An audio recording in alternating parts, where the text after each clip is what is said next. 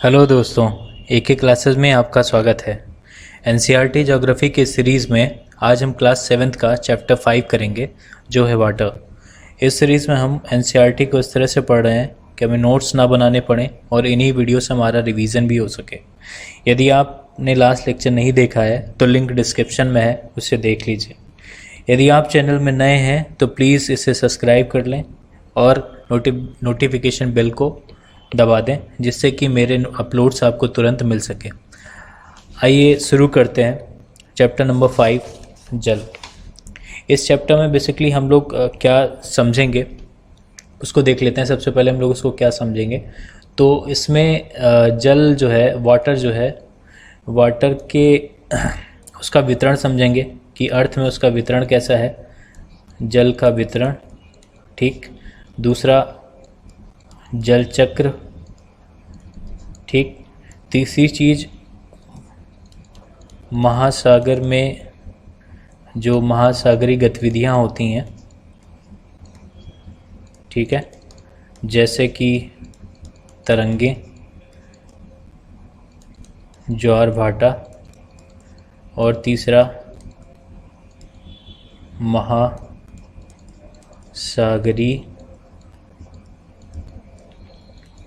धाराएं। ठीक है। तो जब हम जल के बारे में सोचते हैं तो हमें सबसे पहले क्या क्या चीज़ें समझ में आती हैं। जल के बारे में जब भी हम सोचते हैं तो हमें नदी, जलप्रपात, वर्षा, या अपने नल से टैप से आता हुआ पानी, यही सब चीज़ें हम लोग इमेजिन करते हैं जल का नाम सुनते ही। कई बार कुछ बच्चों ने बचपन में जो बारिश के कारण जो गड्ढे भर जाते थे, उसमें कागज़ की नाव तैराकर भी उन्होंने बहुत मज़े लिए हैं। ठीक है।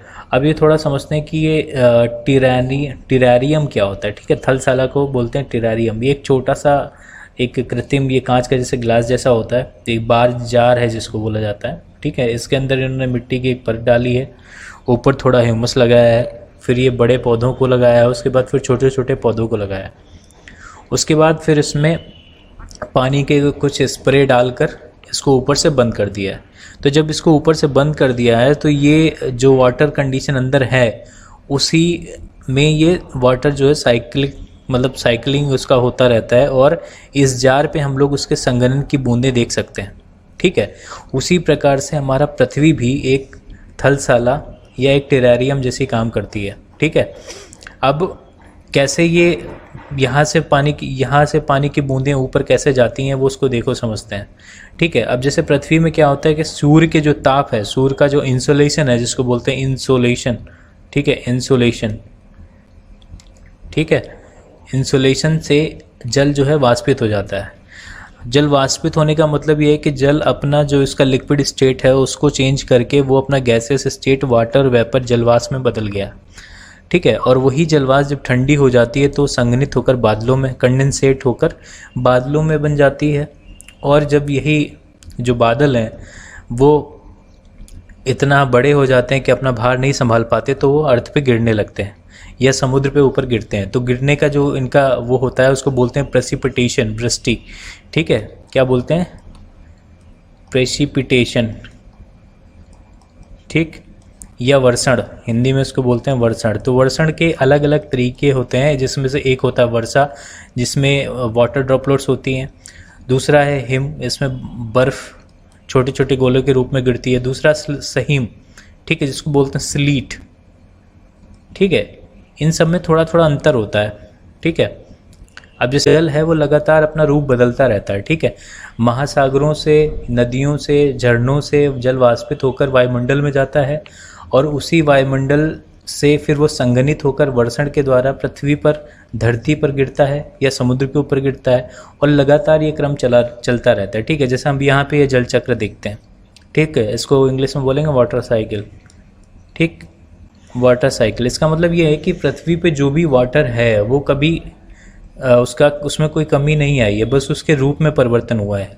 हजारों सालों पर, सैकड़ों सालों से पहले, शताब्दियों पूर्व जो हमारे पास जल था, आज भी वही है। ठीक है।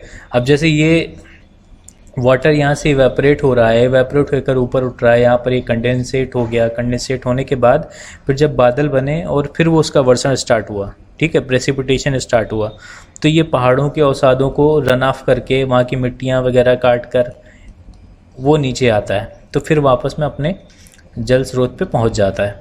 ठीक है, वहाँ इसको प्रवाह भी बोल सकते हैं। ठीक, तो ये इस तरह से जल चक्र कंप्लीट होता है। ठीक है, अब इसमें हम लोग थोड़ा सा ये सोच सकते हैं कि जो हमारा हरियाणा में, जैसे मान लो हरियाणा क्या अभी यूपी में कहीं भी अगर हम लोग सिंचाई कर रहे हैं तो ये संभव है कि उसका जो जल था वो हजारों सैकड़ों सालों पहले अमेजन नदी में बहता रहा हो और वहाँ से इवेपोरेट होकर और बादलों के द्वारा वहाँ से ट्रेवल होकर वो यहाँ आया हो। ठीक है, ऐसा भी संभव है, इस पर कोई आश्चर्य जताने की ज़रूरत नहीं है, ऐसा होता है। ठीक है, अब अलवण जल इसको फ्रेश वाटर भी बोलेंगे। लवण से समझते हैं कि अलवण जल क्या होता है। ठीक है, अलवण जल होता है अलवण, लवण होता है सॉल्ट। ठीक है, लवण को कहते हैं सॉल्ट। ठीक है, अलवण हुआ तो ये हो जाएगा फ्रेश वाटर। ठीक है, जिसमें सॉल्ट की मात्रा बहुत ही कम, मतलब नेग्लिजिबल है, जिसको हम लोग ड्रिंकिंग वाटर में देख सकते हैं। तो ये जो है इसके जो मुख्य स्रोत अगर देखें तो नदी हो गया, तालाब हो गया, या स्प्रिंग्स होते हैं अर्थ में, हम लोग इसको डिटेल में आगे पढ़ेंगे। हिमनद, इसको बोलते हैं ग्लेशियर्स। ठीक है, वहाँ पर जो वाटर जो है, जैसे हिमनद में है, ये किस फॉर्म में है, इसमें आइस की फॉर्म में है। ठीक है, इन दोनों में लिक्विड के फॉर्म में। तो ये जो है फ्रेश वाटर्स के ऐसे स्रोत हैं जहाँ से हम लोगों को पीने के लिए पानी मिलता है। ठीक, अब महासागर और समुद्रों का जो जल होता है, ठीक है, समुद्रों का जल होता है, उसमें क्या होता है, लवड़ी होता है, वो सैलाइन होता है। ठीक है, सैलाइन होता है, मतलब उसमें बहुत सारे घुलनशील पदार्थ जो हैं वो घुले हुए होते हैं, जिनके कारण उनका जो टेस्ट होता है वो सलाइन हो जाता है, नमकीन हो जाता है।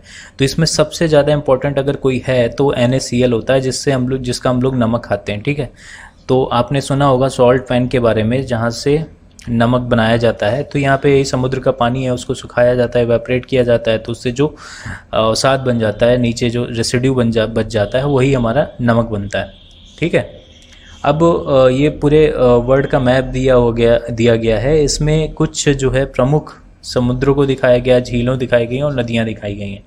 तो ये समुद्र के बारे में तुम लोग पहले ही पढ़ चुके थे। ये हमारा उत्तरी अटलांटिक है, ये दक्षिणी अटलांटिक है, ये प्रशांत महासागर है। ठीक, अब देखिए ग्रेट बियर जो लेक है और ग्रेट स्लेव लेक है, ये हमारी कहाँ पड़ती है, हमारी कनाडा में पड़ेगी। विनिपेग, सुपीरियर, ह्यूरॉन, ये जो लेक हैं, एक ओंटारियो करके भी लेक पड़ती है। ये जो है हमारा कनाडा और अमेरिका के सीमा पर ही ये सारी लेकें हैं। ठीक है, अब ये कैरेबियन सी है, यहाँ मैक्सिको की खाड़ी है, मिसिसिपी रिवर यहाँ पे गिरती है। ठीक है, अमेजन रिवर, अमेजन फॉरेस्ट जहाँ पे है। ठीक, और ये यहाँ पर देखिए आर्कटिक सागर है, डेन्यूब नदी हो गई, यहाँ पर एक नीपर नदी भी है जो ब्लैक सी में जाती है। ठीक है, भूमध्य सागर हो गया, नील नदी हो गई, यहाँ से निकल रही है, लाल सागर हो गया। ठीक है, कैस्पियन सागर ये हो गया, ब्रह्मपुत्र नदी, गंगा नदी, वांगी नदी। ठीक है, अरब सागर ये तो हमें मालूम ही है, दक्षिण चीन सागर, ठीक, पूर्व चीन सागर। ठीक है, ईस्ट चाइना सी जो होता है। ठीक है, कोरल सी ऑस्ट्रेलिया के पास, ये डार्लिंग रिवर है। ये इंपॉर्टेंट रिवर और झरने है, इसमें झरने ज़्यादा नहीं दिखाए गए हैं। विक्टोरिया लेक है, यहाँ पर एक झरना है। ठीक है, यहाँ पर नियाग्रा फॉल्स है। ठीक है, वेनेजुएला में भी है एक। अभी समझते हैं कि लवणता क्या होती है, सैलिनिटी क्या होती है, सैलिनिटी। ठीक है, तो जो जल है, 1 ग्राम जल मतलब 1 kg वाटर में जितनी भी मतलब घुलनशील पदार्थों की जितनी मात्रा होती है, जितने घुलित पदार्थ 1 kg वाटर में पाए जाएंगे, वो उसकी लवणता कही जाएगी। तो एवरेज जो होता है वो 35 पार्ट्स पर मिलियन के हिसाब से, या 1+ ऐसे इसको डिनोट किया जाता है। ठीक है, ऊपर 1 डॉट और नीचे 2, इस तरह से सैलिनिटी डिनोट की जाती है। ठीक है, ये उसकी औसत लवणता दिखाई गई है।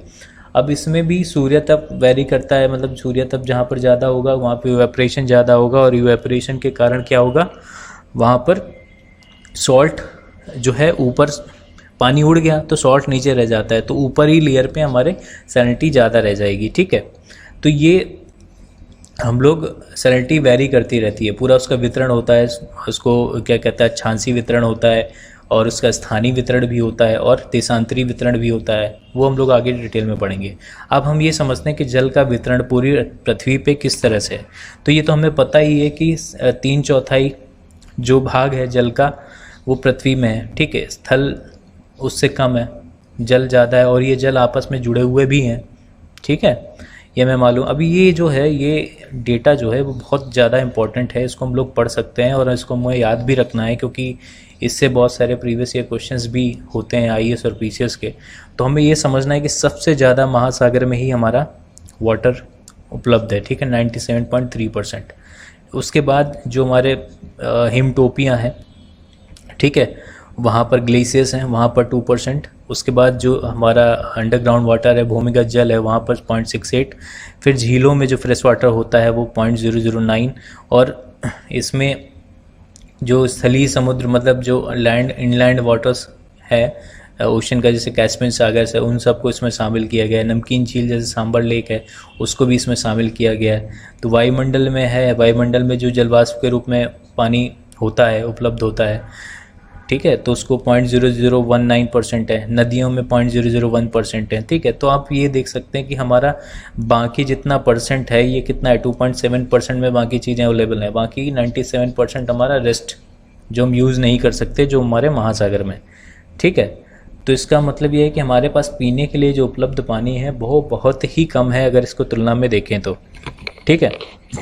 अब ये समझते हैं थोड़ा इजराइल, ठीक है। इजराइल के मृत सागर में 340 ग्राम प्रति लीटर, ठीक है, 1 लीटर में 340 ग्राम घुलनशील पदार्थ है, जिसके कारण ये बहुत ज़्यादा सलाइन है, वर्ल्ड का सबसे ज़्यादा सलाइन है।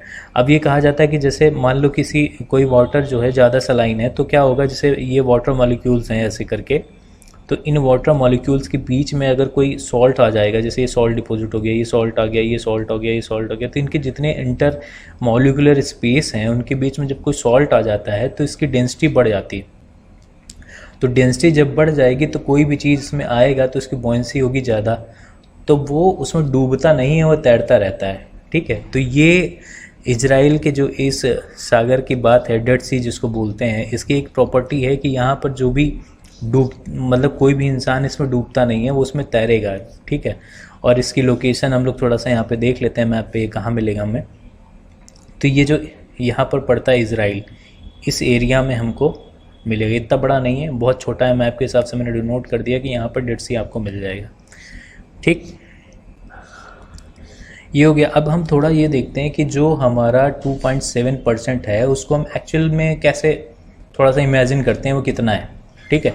तो इन्होंने बोला कि 2 लीटर अगर हमने जल लिया, ठीक है, मान लो 2 लीटर के आसपास हमने जल लिया, तो 2 लीटर में अगर हम 12 चम्मच, ठीक है, 12 चम्मच के बराबर अगर हम जल निकाल के बाहर रख लेते हैं तो ये समझ लो कि ये जो है यही केवल हमारे पीने का है, ठीक है। यही हमारा फ्रेश वाटर है, जो हम ड्रिंकेबल वाटर है हमारा, जो हम पी सकते हैं या यूज़ में ला सकते हैं। ये कितना है, 2 लीटर में 12 चम्मच।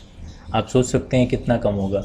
और जितना रिमेनिंग अमाउंट है वही हमारा लवड़ी जल है, सलाइन वाटर, ठीक। ये हो गया। अब देखो, जीवन जो है, वाटर बहुत ज़्यादा इम्पोर्टेंट है।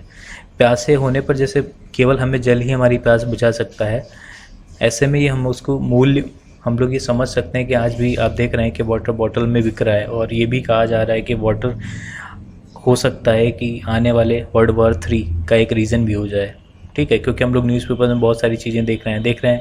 देखो, कोपिंग विद वाटर स्कार्सिटी, ठीक है, और Ganga among the 10 dying rivers, ठीक है। तो जो विश्व में जो 10 सबसे ज़्यादा जो रिवर हैं जो अपने पोल्यूशन की वजह से मर रही हैं, तो उनमें गंगा भी शामिल है, ठीक है। बहुत सारी रिवर्स हैं जो ड्राई हैं, सूख गई हैं। आपने देखा होगा कि अभी अरल सी जो है, लगभग अरल सागर जो पड़ता है वो बिल्कुल जस्ट सूख गया है, ठीक। तो हमें अपना जो जल है उसको संरक्षण करना है। जैसे 22 मार्च में विश्व जल दिवस हम लोग मनाते हैं, ठीक है। अब इसमें भी जल संरक्षण के लिए बहुत सारी क्या कहते हैं विधियां हैं। जैसे आपको पता होगा कि हम लोग जो रेन वाटर हार्वेस्टिंग करते हैं, ठीक है, रेन वाटर हार्वेस्टिंग, मतलब बारिश के जो जल को अगर हम उसको इकट्ठा करके रखें या उसको मतलब कोई फ़िल्टर वगैरह लगाकर सीधे हम लोग ग्राउंड वाटर में रखें तो हम उस वाटर को यूज़ कर सकते हैं, या अपने गार्डनिंग वगैरह में हम यूज़ कर सकते हैं। ठीक है, और बहुत सारे तरीके हैं। हम लोग तालाब बना रहे हैं, जो अमृत सरोवर्स बना रहे हैं, उनसे भी हम अपना जल को जो है संरक्षण कर रहे हैं। ठीक है, अब देखो महासागरीय परिसंचरण के बारे में। परिसंचरण होता है मतलब एक स्थान से दूसरे स्थान पर कोई चीज़ जाना आना। ठीक है, तो उसके अब जैसे समुद्र तट में अभी बहुत सारे लोगों ने बीच घूमे होंगे, तो उन बीच में क्या होता है कि जो समुद्री अवसाद जो है, जो समुद्री लहरों द्वारा लाए जाते हैं, तो किनारे पे क्या होता है कि बालू होती है जिसमें थोड़ा सा मतलब वेटपन होता है, क्योंकि गीला होता है वो, क्योंकि ओशन बार बार उसमें आता है अपनी लहरों के द्वारा और वापस चला जाता है। तो वो, और उसमें ठंडी पवनें भी मिलती हैं। आपको मैंने पहले ही बताया स्थलीय समीर और समुद्री समीर के बारे में। बहुत सारे समुद्री पक्षी भी आते हैं, दूर दूर देश की यात्रा करके आते हैं। ठीक है, और इसमें सलाइन का एक स्मेल आती है कि हाँ उसमें सॉल्ट वाटर रहता है ना, तो सॉल्ट वाटर की एक स्मेल आती है। और लहरों के संगीत भी, लोग अक्सर बीच में उस लहरों के संगीत को सुनने या उसकी हवा, ठंडी हवा लेने के लिए जाते हैं। ठीक है, अब अगर हम लोग देखते हैं कि कोई झील है या तालाब है, ठीक है, जैसे मान लियो तालाब है और हमने कोई पत्थर यहाँ पे भेजा, यहाँ पर मारा, तो पत्थर जब हम बीच में मारते हैं तो यहाँ ऐसे ऐसे करके लहरें बनती हैं। ठीक है, जो बाहर की तरफ जाती हैं। तो इस तरह का संचरण एक तालाब में हो सकता है, क्योंकि यहाँ पे उसकी फिक्स बाउंड्रीज है और हम लोग उस बाउंड्री को देख भी सकते हैं। समुद्र में जो लहरें बनती हैं वो एक पत्थर से नहीं बनती, उसका एक अलग रीज़न होता है।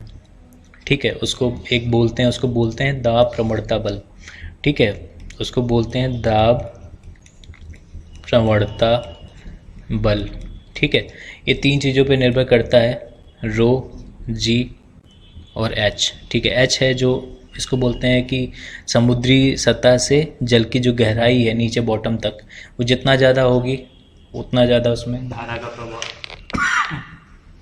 का प्रवाह होगा। दूसरा, वहाँ पर अगर ग्रेविटी ज़्यादा है तो उस पर दाब प्रवणता बल ज़्यादा होगा, और उस पानी का अगर घनत्व ज़्यादा है तो वहाँ पर दाब प्रवणता बल ज़्यादा होगा। मतलब वहाँ पर धाराओं के फ्लो होने के लिए हमें बल प्राप्त होगा। ठीक है, अब महासागर की जो नॉर्मल गतियाँ होती हैं उनको थोड़ा देख लेते हैं। इसमें मुख्यतः तीन प्रकार की गतियाँ होती हैं, एक होता तरंग, एक ज्वार भाटा और एक धाराएं। ठीक, इनको थोड़ा थोड़ा करके समझते हैं। तरंग क्या होती है, जैसे कि समुद्र में, जैसे ये मान लो एक समुद्र का एक सरफेस है और इधर से एक जैसे हवा आती है। ठीक, तो हवा आती है तो ये इस पर एक सतह पर एक बल लगाती है, और इस बल की वजह से क्या होता है कि जो जैसे मान लो कि ऊपरी सतह है, ये उसके नीचे हम गहराई तक जाते हैं, तो यहाँ पर एक प्रिंसिपल लगता है जिसको बोलते हैं एकमन प्रिंसिपल। ठीक है, एकमन प्रिंसिपल। ठीक है, इस प्रिंसिपल के द्वारा ये कहा जाता है कि जब भी कोई तरंग ऐसे आती है तो वो मतलब ऐसे क्या किसी भी एंगल में अगर आई है तो वो उस सरफेस पे, ऊपर वाले सरफेस पे अपनी ही दिशा से 45 डिग्री का विस्थापन करके लहर उत्पन्न करती है। तो ये जो यहाँ पर सतह है इसमें इस तरह से मूवमेंट आएगा, जैसे ये 45 यहाँ से अगर देखते हैं, इसको ऐसे देखें तो ये अगर मान लो यहाँ पर लग रही है तो ये जल का जो विस्थापन होगा ये यहाँ से 45 डिग्री पर होगा। ठीक है, तो ये ऊपरी लेयर का होगा। ऊपर लेयर से जैसे जैसे हम लोग नीचे जाते जाएंगे तो इस तरह का विस्थापन प्राप्त होता है। ये मान लो कि ऊपर वाली पहली लेयर है। ठीक है, उसके बाद फिर नीचे वाली दूसरी लेयर है। ठीक, फिर तीसरी लेयर है, फिर चौथी लेयर है, फिर पांचवी लेयर है। इस तरह के करके जो लेयर जो है नीचे नीचे नीचे जैसे जैसे हम लोग नीचे जाएंगे तो फ्रिक्शन बढ़ता जाता है। तो फ्रिक्शन जब बढ़ता जाता है तो ये जो लेयर है वो धीरे धीरे धीरे नीचे स्लो होती चली जाती है। मतलब इस तरह से फॉर्म बनता है, जैसे ऊपर वाली इस तरह से मूवमेंट हो गई, नीचे वाले ऐसे मूवमेंट होगी और उससे नीचे वाली ऐसे मूवमेंट करेगी। इस तरह से ये मूवमेंट होता है। ठीक है, और ये जो हवा है वो वेव्स बनाती है। ठीक है, तो जितनी तेज़ हवा होगी उतना ज़्यादा तरंग उत्पन्न होगा। ठीक है, तो पवनें हैं, जो पवन बहती हैं वो जितनी ही तेज़ होगी उतनी ही ऊंची, उतनी ही बड़ी तरंगें बनती हैं।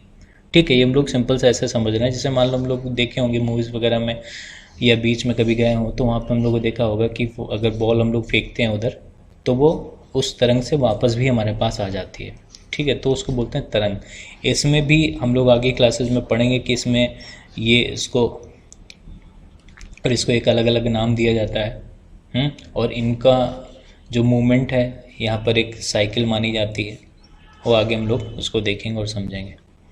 ठीक है, अब जैसे सुनामी ही इन तरंगों की सबसे बड़ा रूप जो अभी तक हम लोगों को मालूम है कि सबसे ज़्यादा जो बड़ा रूप है सुनामी, हम लोग 15 मीटर तक या 150 मीटर तक भी हम लोग उसकी मैक्सिमम अभी सुनामी को वहाँ पर जा चुका है कि ऐसे इतनी आ गई सुनामी।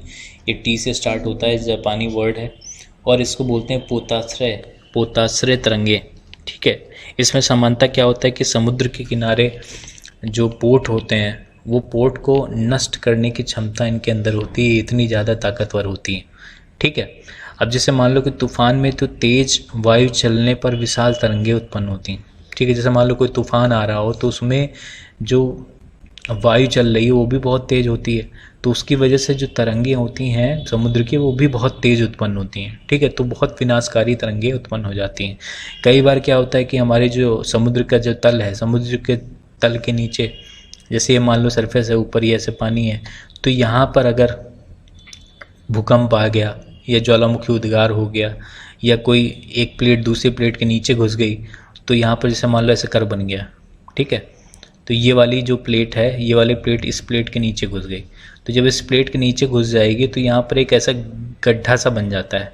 तो क्या होगा कि इस जगह का पानी या इसके आगे की तरफ का पानी, सब सारा तरफ का पानी इस तरफ आता है। ठीक है, तो सुनामी की जो सबसे पहला सिम्टम होता है कि तट, जैसे मान लो ये तट है, ठीक है, तो यहाँ पर जैसे यहाँ तक पानी रहता था समुद्र का, तो जब सुनामी आने वाली होती है तो यहाँ से जैसे पानी इस तरफ जाएगा तो ये पानी का लेवल यहाँ पर ना रह के ये धीरे धीरे करके बहुत दूर तक, करीब करीब 2 से ढाई किलोमीटर तक पानी अंदर की तरफ चला जाता है। समुद्र तट के अंदर की तरफ, इस तरफ पानी का मूवमेंट होता है।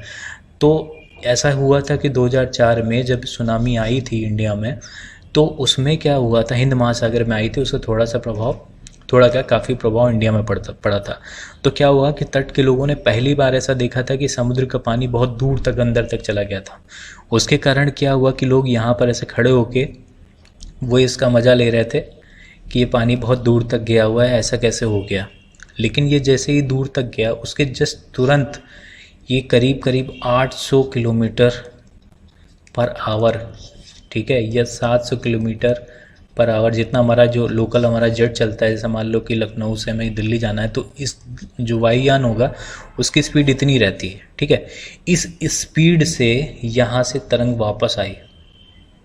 ठीक है, तो जब इस इतनी स्पीड से अगर जल वापस आ रहा है और बहुत ज़्यादा उसकी हाइट है, जैसे 700 किलोमीटर की रेंज में आया, ठीक है, और 150 किलोमीटर की हाइट पे आया, ठीक, तो यहाँ पे जो लोग खड़े थे, ये इनका राम राम सत्य हो गया। ठीक है, क्योंकि ये मज़े ले रहे थे, इनको पता भी नहीं था कि ऐसा होता है। ठीक है, और इंडिया में क्या हुआ कि अंडमान निकोबार द्वीप समूह के पास जो इंडिया का आखिरी पॉइंट था, जिसको इंदिरा पॉइंट कहते हैं, वो भी डूब गया। जो भारत के जो सुनामी जिन जिन क्षेत्रों में आए, जैसे आंध्रा का तट था, तमिलनाडु का था, ठीक है, कुछ उड़ीसा का था, अंडमान निकोबार का पूरा भाग था। ठीक है, तो वहाँ पर पूरा वो डूब गया था, तटीय क्षेत्र में बहुत नुकसान हुआ था। ठीक है, तो अब इसमें एक चीज़ सुनामी की ये भी है कि जैसे जैसे मान लो कि ये तट है, ठीक है, और यहाँ से ऐसे करके ज़मीन ऐसे गहरा हुआ जा रहा है समुद्र, तो जैसे जैसे ये गहराई कम होती जाती है तो तरंगों की जो हाइट है वो कम होती जाती है, और जैसे जैसे आप समुद्र के अंदर गहराई तक जाएंगे तो जितना अंदर गहरा होगा उतनी ऊंची तरंगें आएंगी। ठीक है, ये एक सुनामी में एक प्रॉपर्टी होती है।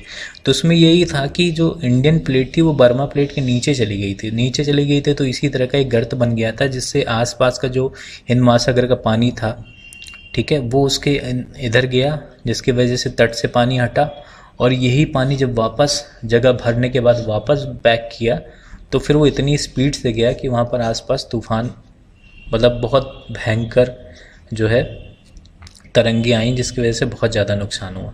तो ये जो हुआ था, ये भूकंप वहाँ पर हुआ था जब धसी थी प्लेट, तो वहाँ पर भूकंप आया था, वो भी 9.0 रिक्टर पैमाने का। हमने पहले ही पढ़ा है कि 7 से 0 ऊपर 7.0 से अगर ऊपर जाएगा रिक्टर पैमाना तो बहुत ज़्यादा विनाशक भूकंप होता है।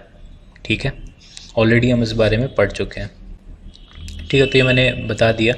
अब ये क्या हुआ था, ये तट के अंदर तक 3 किलोमीटर की रेंज तक, मतलब जैसे तट है, जैसे ये तट है तो इस तट से आगे 3 किलोमीटर तक सुनामी की तरंगें गई थी, जो समुद्री तरंगें हैं। इससे करीब 10,000 से ज़्यादा लोगों का डेथ हुआ था और 1 लाख से अधिक लोगों के घर प्रभावित हो गए थे। ठीक है, तो इंडिया में क्या क्या हुआ था कि आंध्र प्रदेश का जो तटीय क्षेत्र है, तमिलनाडु है, केरल है, पुदुचेरी, अंडमान निकोबार के बहुत सारे द्वीप समूह जो हैं सर्वाधिक प्रभावित हुए थे। अब इसमें यह है कि भूकंप जो हमने बोला कि उसका अनुमान लगाना तो संभव नहीं है, लेकिन सुनामी के लिए जो संकेत है वो हमें 3 घंटे पहले तक मिल जाते हैं। ठीक है, तो 3 घंटे तक जो हमें संकेत मिला था, क्या मिला था कि हमारा तट जो है उससे पानी अंदर की तरफ सिकुड़ गया। ठीक है, अंदर देखिए यहाँ पे अगर लिखा है, प्रथम संकेत हमको यह मिलता है कि तटीय क्षेत्र से जल में तेज़ी से कमी आती है और फिर विनाशकारी तरंगें उठने लगती हैं। ठीक है, जब ये ऐसा हुआ था तो लोग ऊंचे स्थान पर ना जाकर अचंभे से देखकर ये देख रहे थे कि भाई ऐसा कैसे हो गया कि पानी उधर समुद्र की तरफ कैसे चला गया। ठीक है, उसके बाद फिर जब वो आई तो इनकी हालत ख़राब हो गई। ठीक है, अब देखो ज्वार भाटा को समझते हैं।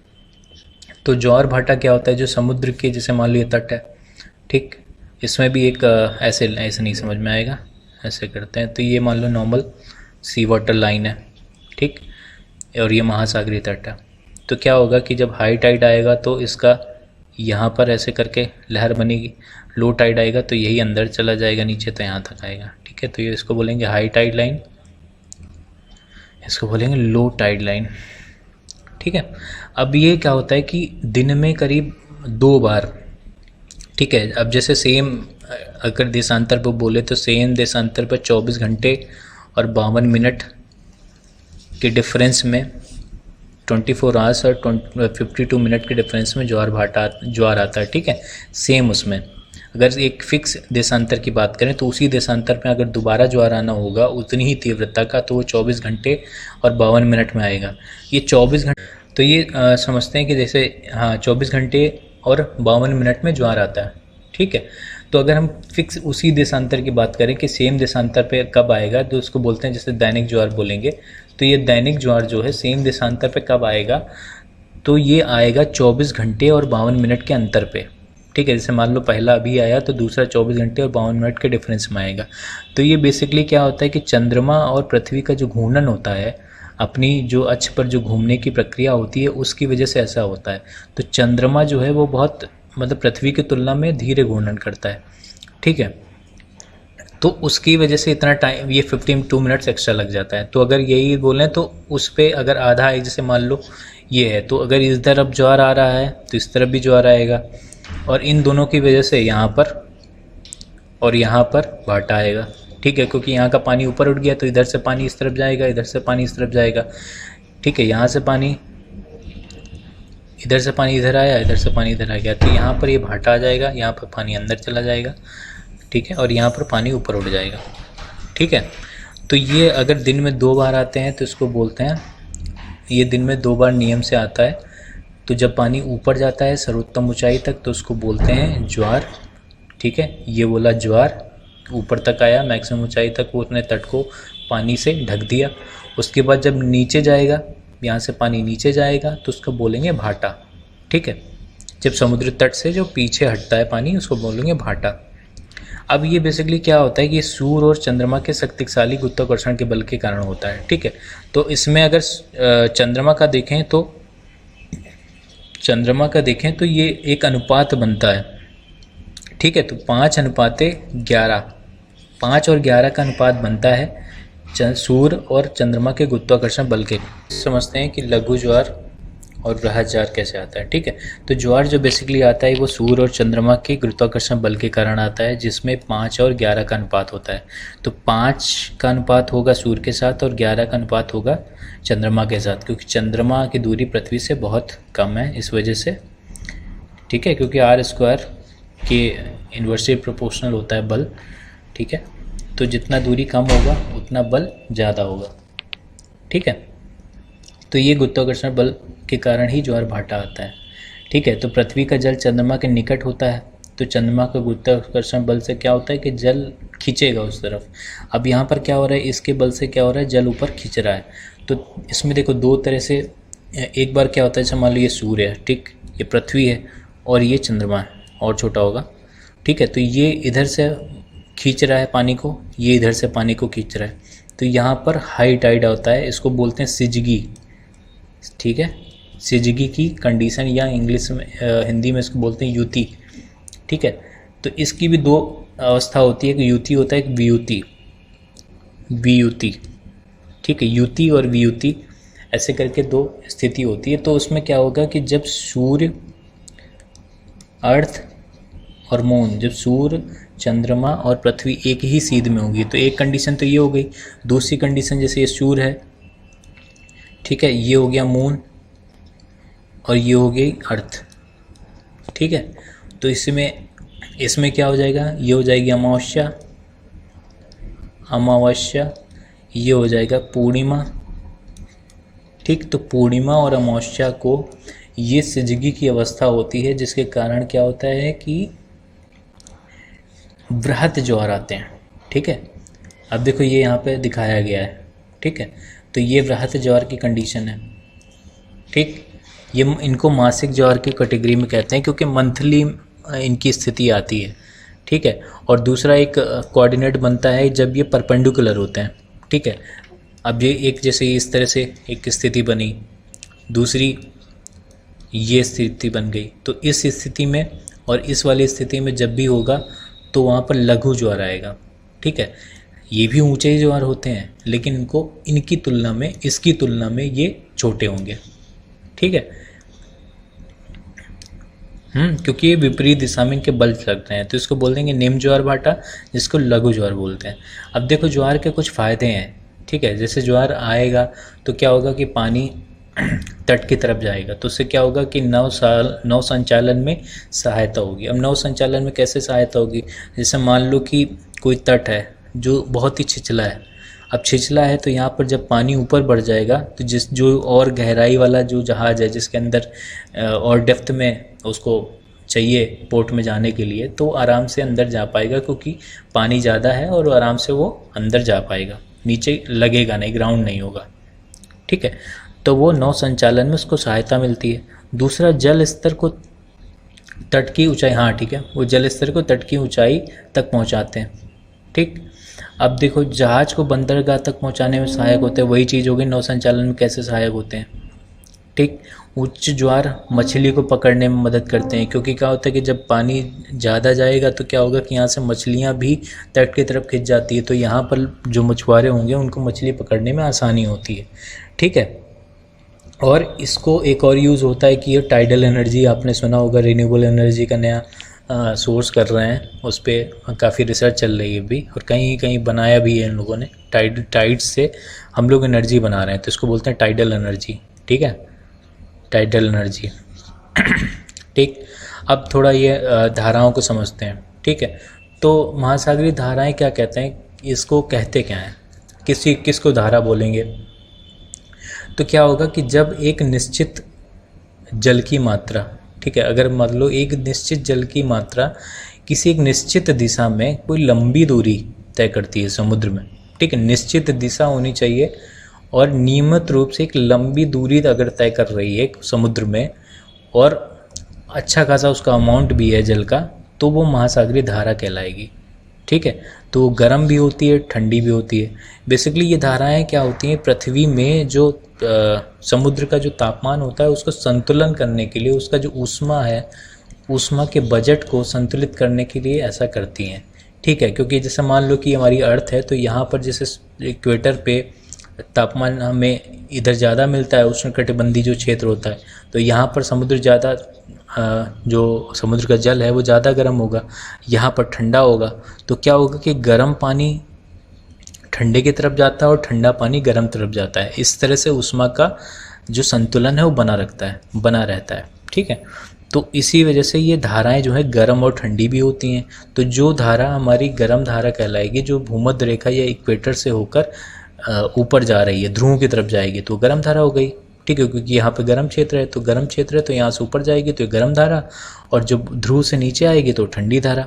ठीक है, तो जब हमारा उच्च अक्षांश हमारा ध्रुव की तरफ है, तो उच्च अक्षांश से जब निम्न अक्षांश की तरफ जाएगी तो वो ठंडी धारा हो जाएगी। तो जैसे अटलांटिक ओशन में होती है जैसे गर्म धारा, तो उसको बोलते हैं गल्फ स्ट्रीम, और लेब्राडोर बोलेंगे ठंडी स्ट्रीम जो होती है, मतलब ठंडी जलधारा जो होती है।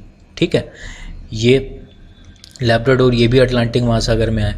ठीक है, अब ये क्या कर रहा है, क्षेत्रों के तापमान को भी, अब जैसे यहाँ पर थोड़ा समझते हैं, जैसे यहाँ पर ये गर्म जलधारा है, ये गर्म है गल्फ स्ट्रीम, यहाँ से आई इक्वेटर क्षेत्र से आई, तो ये जो एरिया है ना, ये इक्वेटर पे है नहीं, लेकिन फिर भी इसके प्रभाव से क्या होगा कि यहाँ पर जो हमारा खाद्य संसाधन के लिए जो जलवायु है, इस जलवायु को ये एक्सटेंड कर देती है यहाँ पर। तो इस क्षेत्र में भी केले का जो उत्पादन है यहाँ पर भी, जैसे जो जिसको बहुत ज़्यादा वर्षा चाहिए, इस तरह के जो हमारे खाद्य संसाधन है जिनको वर्षा की ज़्यादा ज़रूरत पड़ती है, तो वो यहाँ पर भी पनपते हैं, जबकि वो उस अक्षांश से काफ़ी दूर है।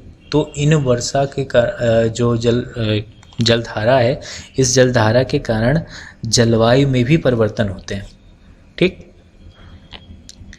तो हाँ ठीक है, तो स्थल का तापमान चेंज किया, वहाँ की जलवायु को परिवर्तित किया।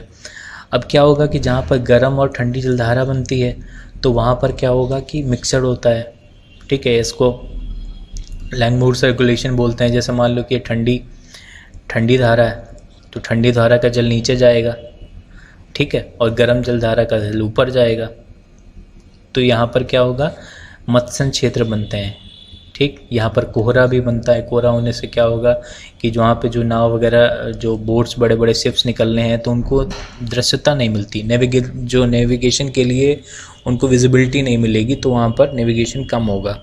ठीक है, लेकिन जब नीचे से ऊपर गर्म जो धारा है और ठंडी जल धारा है, ये आपस में जब मिलती हैं, तो वहाँ पर मत्स्य क्षेत्र पैदा होते हैं। बहुत सारे जो मछलियों के जो पालने के या मछलियों के उत्पादन जहाँ से होता है, वो क्षेत्र इन्हीं क्षेत्रों में पाए जाते हैं जहाँ पर ठंडी और गर्म जलधारा मिलती है। जैसे जापान का जो कुछ एरिया है, ठीक है, और जो नॉर्थ अमेरिका का पूर्वी तट है वहाँ पर, तो जैसे हमने यहाँ पर देखा नॉर्थ अमेरिका के पूर्वी तट है, यहाँ पर न्यू फाउंडलैंड पे या ग्रैंड चैनल है, यहाँ पर मत्स्य का उत्पादन बहुत ज़्यादा होता है। ठीक है, और यहाँ पे क्या हो गया कि ओयाशू, ये कोल्ड धारा है।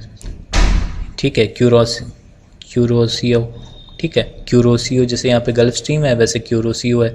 जैसे यहाँ पर लेब्राडोर है वैसे यहाँ पर ओयासियो है। तो ये दोनों यहाँ मिलकर, यहाँ पर ये जापान है, जापान के इधर मत्स्य क्षेत्र बना रहे हैं, और यहाँ पे एयर में ये क्षेत्र पे मत्स्य क्षेत्र बन रहा है। ठीक है, अब ये समझ में आ रहा है। अब ये देखो जहाँ गर्म और ठंडी जलधारा मिल रही तो वहाँ पे कोहरा वाला मौसम बनेगा। तो कोहरे वाला मौसम में क्या होगा कि नौ संचालन को बाधा होगी, क्योंकि जहाज़ को चलने के लिए उसको विजिबिलिटी भी होनी चाहिए। ठीक है, तो अगर विजिबिलिटी नहीं है, इसके चलने के लिए विजिबिलिटी नहीं है, तो ये लोग चलाएंगे कैसे? ठीक है, तो इस वजह से यहाँ पर बाधा बनती है। ठीक है, अब ये कौन सी धारा गर्म ठंडी क्या है कैसी नहीं है, इसके बारे में हम लोग डिटेल आगे आने वाली क्लासेस में पढ़ेंगे। ठीक है, तो अब मैंने इस चैप्टर को इतना डिटेल में बताया है कि आप इन क्वेश्चनों का आंसर अपने आप दे सकते हैं। अगर आपको नहीं समझ में आ रहा है तो आप कृपया इस वीडियो को दोबारा देखें ताकि आपको क्वेश्चन को सोल्यूशन मिल सके। अब देखो ये कर लेते हैं, वह प्रक्रम जिसमें जल लगातार अपने स्वरूप को बदल रहा है, महासागर से वायुमंडल, वायुमंडल से स्थल। ठीक है, तो इसको बोलेंगे क्या? जल चक्र। समांतर गर्म जलधाराएं कहाँ उत्पन्न होंगी? भूमध्य रेखा में। ठीक है, क्योंकि इंसुलेशन यहाँ पर सबसे ज़्यादा पाया जाता है, सूर्य का ताप यहाँ पर इस एरिया में सबसे ज़्यादा होता है। ठीक है, दिन में 2 बार नियम से महासागरीय जलधारा का उठना और गिरना क्या कहलाता है? ज्वार भाटा कहलाता है। ठीक है, तो इस प्रकार से ये चैप्टर ख़त्म होता है। अगर आपको ये वीडियो पसंद आता है तो प्लीज़ इसको सब्सक्राइब करिए, शेयर करिए और लाइक करिए। धन्यवाद।